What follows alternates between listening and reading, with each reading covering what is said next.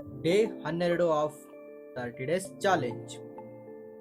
ನಿನ್ನೆ ಸ್ಟೋರಿ ಇನ್ನೂ ಕಂಪ್ಲೀಟ್ ಆಗಿಲ್ಲ, ಅದನ್ನ ಕಂಪ್ಲೀಟ್ ಮಾಡ್ತೀನಿ ಬನ್ನಿ. ಅದಕ್ಕೆ ನಾನು ಡೈರೆಕ್ಟ್ ಅಜ್ಜಿ ಹತ್ರನೇ ಕೇಳೋಕೊಂಡೆ. ನಮ್ಮ ಬಿಲ್ಡಿಂಗಿಗೆ ಬೆಳಿಗ್ಗೆ ಕೆಲಸ ಮಾಡೋಕ್ಕೆ ಒಬ್ಬರು ಲೇಡಿ ಬರ್ತಾರೆ, ಹಿಂದಿ ಲೇಡಿ. ಅವರು ತಗೊಂಡೋಗಿದ್ದಾರೆ ಅಂತ ಅಜ್ಜಿ ಹೇಳಿದರು.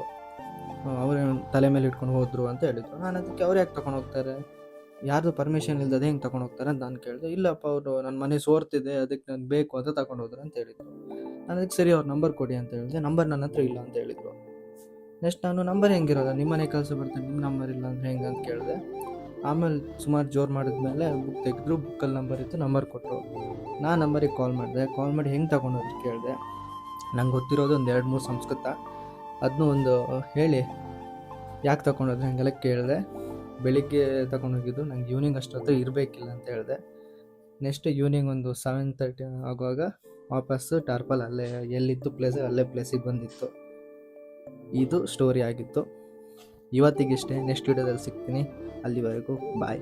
Let's go.